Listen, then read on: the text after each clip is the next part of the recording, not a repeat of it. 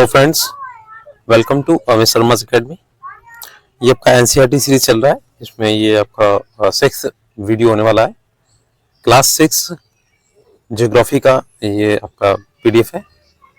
और इससे पहले मैंने ये 5 चैप्टर्स अपलोड किए हुए हैं। आप एक बार चैनल पे जाएंगे तो प्लेलिस्ट मिल जाएगी आपको। और ये आपकी एनसीईआरटी जो है बीपीएससी टीआरई 4.0 के लिए काफ़ी इंपॉर्टेंट है। इससे पहले मैंने बताया भी था एनालिसिस करके, तो आप ये वीडियो पूरा देखें, स्किप ना करें इसे, क्योंकि ये सीरीज आपकी कंटिन्यू रहने वाली है।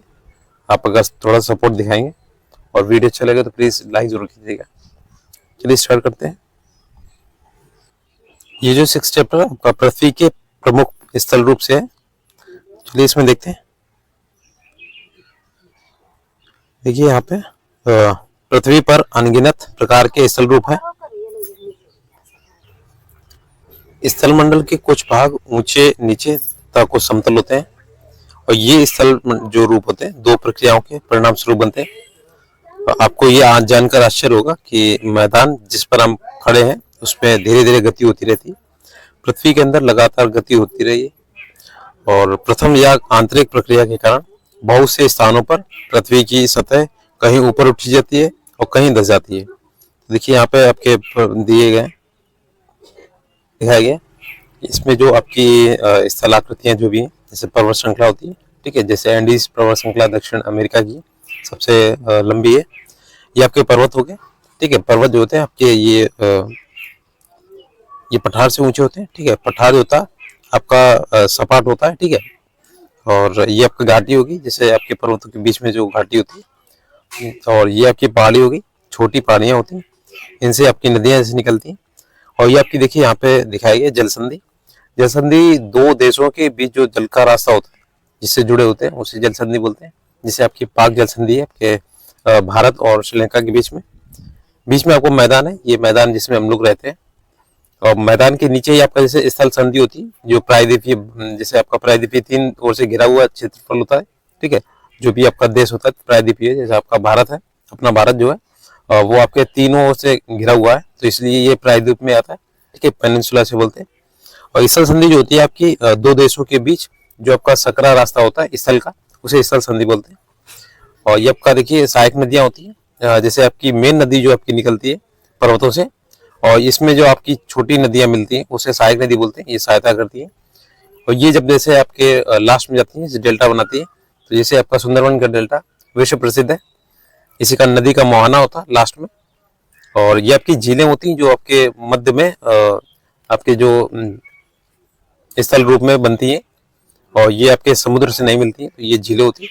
जैसे आपने लोनार झील सुनी होगी और लोकटक झील, इस तरीके से। महाराष्ट्र में लोनार झील है, वो आपके क्रेटर का उदाहरण है, ठीक है। और इस तरीके से आप देख लीजिए यहाँ पे तट दिए गए, ये आपके जो भारत के आसपास के तट दिए गए, ठीक है। तो ये थोड़ा सा स्थल रूप के बारे में बताया था। और नीचे आपका समुद्र रहता है। अगला देखिए, बॉक्स से इसे देख लेते हैं थोड़ा, क्योंकि बॉक्स से क्वेश्चन ज्यादा आते हैं। पहाड़ी वह स्थलीय भाग है जो कि आसपास की भूमि से ऊंची उठी होती है। 600 मीटर से अधिक ऊंचाई एवं खड़ी ढाल वाली पहाड़ी को पर्वत कहा जाता है। 8000 मीटर से ऊंचे कुछ पर्वतों के नाम बताइए। तो माउंट एवरेस्ट है आपका, पता ही होगा आपको। देखिए यहाँ पे अगला देखते हैं, यहाँ से थोड़ा सा जूम करते हैं। देखिए आपकी ये एनसीईआरटी बहुत ही इंपॉर्टेंट है, तो आपको पढ़ना चाहिए। एक बार नहीं 2 बार आपका रिवीजन होना चाहिए इसे पेपर से पहले। देखिए दूसरी या बाह्य जो प्रक्रिया है, स्थल के लगातार बनने एवं टूटने की प्रक्रिया है। पृथ्वी की सतह के टूटकर घिस जाने को अपर्दन कहते हैं। अपर्दन की क्रिया के द्वारा सतह नीची हो जाती है, और तथा निक्षेपण की प्रक्रिया के द्वारा इनका फिर से निर्माण होता है। तो जब पृथ्वी घिसती है या टूटती है तो उसे अपर्दन बोलते हैं। और इसी में जैसे आपने देखा होगा जो लोहे के जैसे रॉड होती है, इसमें आपकी जो लगती है काई लगती है या जंग लगती है, ठीक है, जंग लगती है, उसे रस्ट बोलते हैं। तो उससे क्या होता है, उसका वजन बढ़ जाता है। इसी तरीके से आप निक्षेपण होता है, तो इससे क्या होता है, इस प्रक्रिया के द्वारा ये फिर से इसका निर्माण होता है और फिर से अपर्दन होता है। तो ये 2 प्रक्रियाएं बहते हुए जल, वायु तथा बर्फ के द्वारा होती हैं। हम विभिन्न स्थल रूपों को उनकी ऊंचाई तथा ढाल के आधार पर पर्वतों, पहाड़ों तथा मैदानों में वर्गीकृत कर सकते हैं। नेक्स्ट है आपका देखिए, ये इसमें पहला ही भाग है पर्वत। देखिए पर्वत जो होते हैं पृथ्वी की सतह की प्राकृतिक ऊंचाई है। पर्वत का शिखर छोटा तथा आधार चौड़ा होता है। ये आसपास के क्षेत्र से बहुत ऊंचा होता है। कुछ पहाड़ बादलों से भी ऊंचे होते हैं। जैसे जैसे आप ऊंचाई पर जाएंगे तो जलवायु ठंडी होती जाती है। अगला देखिए, जैसे आपका लद्दाख में जो पर्वत वगैरह है तो वहाँ पे जीवन संभव नहीं है, फिर भी वहाँ पे तैनात रहते हैं। ठीक है, ऐसे मतलब दुर्गम रास्तों में और बर्फ वाले जगहों पे। कुछ पर्वतों पर हमेशा जमी रहने वाली बर्फ की नदियां होती हैं, उन्हें हिमानी कहते हैं।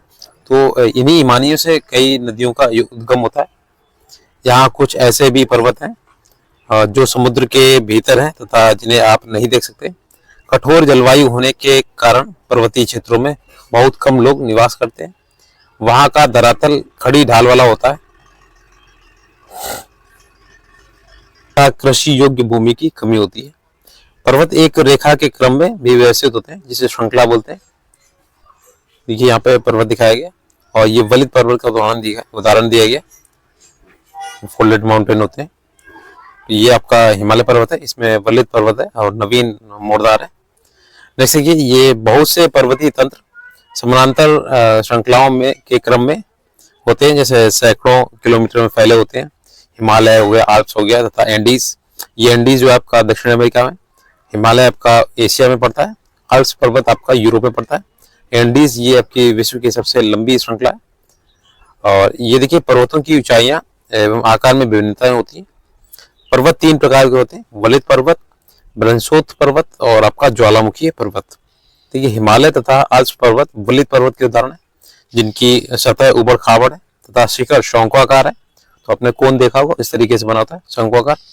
भारत की जो अरावली श्रृंखला है विश्व की सबसे पुरानी वलित पर्वत श्रृंखला है।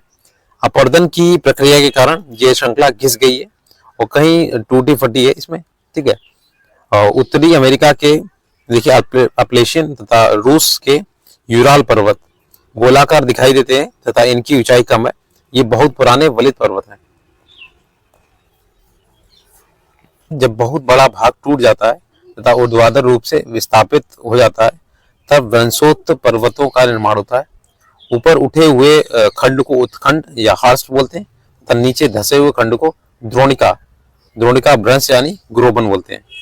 यूरोप की राइन घाटी तथा वॉसेस पर्वत इस तरह के पर्वतों के उदाहरण है। देख सकते आप, ये आप मानचित्र में देख सकते हैं। इस प्रकार की भू आकृतियों के कुछ उदाहरण इसमें देखिएगा। नेक्स्ट ज्वालामुखी पर्वत श्रृंखला क्रियाओं के कारण बनते हैं। अफ्रीका का माउंट किलिमंजारो तथा जापान का फ्यूजियामा। मोस्ट इंपोर्टेंट है, बहुत पूछता है। अफ्रीका का आपका माउंट किलिमंजारो है और जापान का आपका फ्यूजियामा। ठीक है, इस तरह के पर्वतों के उदाहरण ये आपके ज्वालामुखी पर्वत कहलाते हैं। नेक्स्ट देखिए, पर्वत बहुत लाभदायक होते हैं। इसका देखिए क्यों होते हैं। देखिए पर्वत जल के संग्राहक होते हैं। बहुत सी नदियों का स्रोत पर्वतों में स्थित हिमानियों से होता है। जलाशयों के जल को लोगों तक पहुंचाया जाता है। पर्वतों के जल का उपयोग सिंचाई तथा पनबिजली के उत्पादन में भी किया जाता है। नदी घाटियां तथा वेदिकाएं कृषि के लिए उपयुक्त होती हैं। पर्वतों में अलग अलग प्रकार की वनस्पतियां तथा जीव जंतु पाए जाते हैं। वनों से हमें ईंधन, चारा, आश्रय तथा दूसरे उत्पाद जैसे गोंद, रेजिन इत्यादि प्राप्त होते हैं। सैलानियों के लिए पर्वतीय भाग उपयुक्त स्थान है। वे पर्वतों की यात्रा उनकी प्राकृतिक सुंदरता को देखने के लिए करते हैं। देखिए विभिन्न प्रकार के खेल जैसे इसमें होते हैं। ये देखिए आपका द्रोणिका और उत्खंड भाग दिखाया गया है, जो भी मैंने बताया था आपको। जो उठा हुआ भाग होता है उत्खंड होता है और द्रोणिका जो निचला वाला भाग होता है। यहाँ पे थोड़ा सा देखिए ये पॉइंट मोस्ट इंपॉर्टेंट है और बहुत बार पूछा जाता है। ठीक है, प्रशांत महासागर में स्थित मनाकी पर्वत, ये हवाई द्वीप है, सागर की सतह के नीचे स्थित है। इसकी ऊंचाई आपकी है 10,205 मीटर, एवरेस्ट शिखर से भी अधिक होती है इसकी। ठीक है, और इसी में आपका एक आता मरियाना गर्त, वो 11,000 मीटर के आसपास है। तो वो भी बहुत पूछा जाता है। सबसे आपका गहराई वाला बिंदु है जो पृथ्वी में आपका मरियाना ट्रेंच है। देखिए ये विभिन्न प्रकार के खेल कौन से हैं। ये पैराग्लाइडिंग हो गया, हैंगलाइडिंग हो गया, फिर रिवर राफ्टिंग तथा स्कीइंग पर्वतों के प्रचलित खेल है। और यहाँ पे बस बहुत सारे खेल होते हैं। देखिए यहाँ पे दिखाया गया पैराग्लाइडिंग इस तरीके, ज्वालामुखी पर्वत ये दिखाया गया और ये आपका ज्वालामुखी जो उद्गार होता है उसमें दिखाया गया। ठीक है। ये मैग्मा निकलता है, ये बीच में होता है जो आपके, और यही बाहर निकल जाता है, ठीक है, क्रेटर से। नेक्स्ट देखिए, अब अगला है जो आपका पठार। पठार के बारे में देखते हैं। पठार उठी हुई एवं सपाट भूमि होती है। यह आपके आसपास के चित्रों से अधिक उठा होता है तथा इसकी ऊपरी भाग मेज के समान होता है, सपाट होता है। किसी पठार के एक या एक से अधिक किनारे होते हैं जिनके ढाल खड़े होते हैं। पठारों की ऊंचाई प्रायः कुछ 100 मीटर से लेकर कई हजार मीटर तक हो सकती है। पर्वतों की तरह पठार भी नए या पुराने हो सकते हैं। भारत में दक्कन पठार पुराने पठारों में से एक है, और केन्या, तंजानिया तथा युगांडा का पूर्वी अफ्रीकी पठार एवं ऑस्ट्रेलिया का पश्चिमी पठार। देखिए, तंजानिया और आपका युगांडा का पूर्वी अफ्रीकी पठार है, ऑस्ट्रेलिया का पश्चिमी पठार इस प्रकार के उदाहरण है। जो तिब्बत का पठार है आपका मोस्ट इम्पोर्टेंट, विश्व का सबसे ऊंचा है ये, ठीक है, विश्व का सबसे ऊंचा है, जिसकी ऊंचाई मध्य समुद्र तल से 4000 से 6000 मीटर तक है इसकी। अगला देखिए, पठार जो होते हैं बहुत उपयोगी होते हैं। देखिए, जैसे आपके पर्वत उपयोगी होते हैं, हिमानी, और उसमें जो आपका जल वगैरह होता है, ठीक है, क्योंकि इसमें, और ये आपके जो पठार होते हैं इसमें खनिजों की प्रचुरता होती है। यही कारण है कि विश्व के बहुत से खनिज क्षेत्र पठारी भागों में स्थित होते हैं।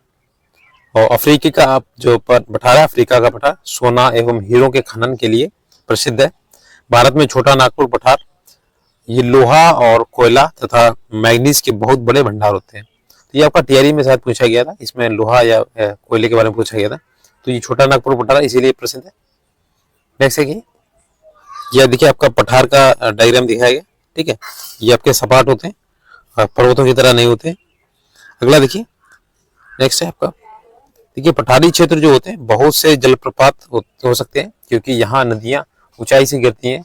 भारत में छोटा नागपुर पठार पर स्वर्णरेखा नदी पर स्थित हुंड्रू जलप्रपात तथा कर्नाटक में जोग जलप्रपात इस प्रकार के जलप्रपातों के उदाहरण है। लावा पठार में काली मिट्टी की प्रचुरता होती है। देखिए, ये जो काली मिट्टी होती है इसे कपास मिट्टी बोलते हैं, रेगुर मिट्टी भी बोलते हैं, ठीक है। कपास की जो मिट्टी होती है ये इसमें होती है कि ये लावा पठार से बनती है, ठीक है। तो काफी इसके नाम है, बहुत पूछा जाता है। इसमें आपकी काली मिट्टी की प्रचुरता होती है। नेक्स्ट है, जो उपजाऊ एवं खेती के लिए काफी अच्छी होती है। कई पठारों में रमणीय स्थल होते हैं जो पर्यटकों को आकर्षित करते हैं। जैसे कि मैदान, जिसमें हम सभी रहते हैं। मैदान समतल भूमि के बहुत बड़े भाग होते हैं। वे सामान्यतः माध्य समुद्री तल से 200 मीटर से अधिक ऊंचे नहीं होते। कुछ मैदान काफी समतल होते हैं, कुछ उर्मिल तथा तरंगित हो सकते हैं। अधिकांश मैदान नदियों तथा उनकी सहायक नदियों के द्वारा बने रहते हैं। नदियां पर्वतों के ढालों पर नीचे की ओर बहती हैं तथा उन्हें अपरदित कर देती है। वे अपरदित पदार्थों को अपने साथ आगे की ओर ले जाती हैं। अपने साथ ढोए जाने वाले पदार्थ जैसे पत्थर हो गया, बालू तथा सिल्ट का वे घाटियों में निक्षेप कर देती हैं। इन्हीं निक्षेपों से मैदानों का निर्माण होता है। अगला देखिए, सामान्यतः मैदान बहुत अधिक उपजाऊ होते हैं। यहाँ परिवहन के साधनों का निर्माण करना आसान होता है, इसीलिए ये मैदान विश्व के सबसे अधिक जनसंख्या वाले भाग होते हैं। नदियों के द्वारा बनाए गए कुछ बड़े मैदान एशिया तथा उत्तरी अमेरिका में पाए जाते हैं। एशिया में स्थित भारत में गंगा एवं ब्रह्मपुत्र का मैदान, चीन में यांगत्से नदी का मैदान इसके प्रमुख उदाहरण है। देखिए, आपका एशिया में जो आपका गंगा और ब्रह्मपुत्र का है, ठीक है, मैदान जो आपका, और ब्रह्मपुत्र का आपका डेल्टा भी फेमस है। नेक्स्ट है, मैदान मनुष्यों के रहने के लिए सबसे उपयोगी क्षेत्र है। यहाँ की जनसंख्या बहुत अधिक होती है, क्योंकि मकानों के बनने तथा खेती के लिए यहाँ समतल भूमि की प्रचुरता होती है। उपजाऊ मिट्टी के कारण ये भाग जो होता है खेती के लिए काफी उपयुक्त होता है। भारत में गंगा का मैदान देश में सबसे अधिक जनसंख्या वाला क्षेत्र है। जो आपका यूपी पड़ता है वो पूरा आपका गंगा के मैदान में ही है। और ये देखिए, यहाँ पे मैदान जो आपका दिखाया गया है इस तरीके से, यहाँ पे खेती वगैरह होती है, ठीक है, बाग बगीचे जो भी है। अगला देखिए, स्थल रूप, जो इसमें जो लोग रहते हैं किस तरह से। स्थल रूपों की विभिन्नता के अनुरूप ही मानव विभिन्न प्रकार से जीवन यापन करते हैं। पर्वतीय क्षेत्रों का जीवन कठिन होता है। मैदानी क्षेत्रों का जीवन पर्वतीय क्षेत्रों की तुलना में सरल होता है, क्योंकि पर्वत में आपके ये दिखाया गया, इसमें कठिन जीवन होता है, इसमें रहना मुश्किल होता है, ठीक है। अगर मैदानों में फसलें उगाना, घर बनाना या सड़कें बनाना पर्वतीय क्षेत्रों की तुलना में अधिक आसान होता है और उसमें आपके पर्वत में सपाट भूमि नहीं होती है। ठीक है, विभिन्न प्रकार के स्थल रूपों पर रहने वाले लोगों के रहन सहन के तरीकों में कुछ अंतर होता है और इसमें देखिए कभी कभी प्राकृतिक आपदाएं जैसे भूकंप आ गया, ज्वालामुखी, उद्गार, तूफान, बाढ़, ये बहुत विनाशकारी होते हैं। इन आकस्मिक घटनाओं के बारे में जागरूकता पैदा करके हम अपने इसके आने वाले जो खतरे होते हैं उसे कम कर सकते हैं। नेक्स्ट देखिए, हम कितने तरीकों को से जल तथा स्थल को उपयोग में ला सकते हैं, इसका पता लगाइए। ठीक है, ये आपका क्रियाकलाप है। प्रायः हम स्थल का उपयोग गलत तरीके से करते हैं, जैसे उपजाऊ भूमि पर मकान निर्माण करना। इसी प्रकार हम लोग कूड़ा किसी भी भूमि पर या पानी में फेंक देते हैं, जो कि उन्हें गंदा कर देता है। हमें प्रकृति के इस महत्वपूर्ण वरदान का उपयोग इस प्रकार नहीं करना चाहिए। उपलब्ध भूमि केवल हमारे ही उपयोग के लिए नहीं है, ये हमारा कर्तव्य है कि हम आगे आने वाली पीढ़ियों के लिए पृथ्वी को सुरक्षित रखें। तो इस तरीके से ये देखिए आपका प्रदूषित नदी दिखाएगी, जैसे कानपुर में सबसे ज्यादा है इस तरीके से। और ये देखिए आपका ये रस्सी से बना पुल है, ये अरुणाचल प्रदेश में पड़ता है। तो ये आपका दुर्गम इलाका है। नेक्स्ट आपका देखिए ये रेगिस्तान दिखाया गया, ये समुद्र तटीय इलाका है, ठीक है, दिखाया गया इसमें। ये देखिए आपके मकान वगैरह जो आपके पर्वतीय क्षेत्रों में बनते हैं, ये पहाड़ी क्षेत्र है। ठीक है, और ये बर्फ वाला इलाका। इस तरीके से आपका ये देखिए कंप्लीट हो गया पृथ्वी के स्थल मंडल।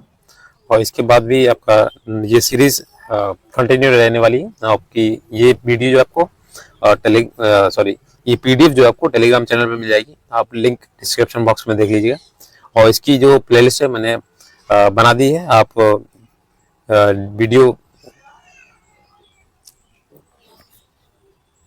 चैनल पे जाएंगे तो आपको प्लेलिस्ट मिल जाएगी। ठीक है, वीडियो अगर अच्छा लगा प्लीज शेयर कीजिएगा फ्रेंड्स से आपने, और वीडियो पूरा देखा कीजिए, आप इसकी मत कीजिए। ऐसा नहीं कि ये आपका क्लास 6 का ज्योग्राफी है तो आपके लिए इंपॉर्टेंट नहीं है, इसमें बहुत सारे फैक्ट हैं जो आपको नहीं आते होंगे। Thanks for watching.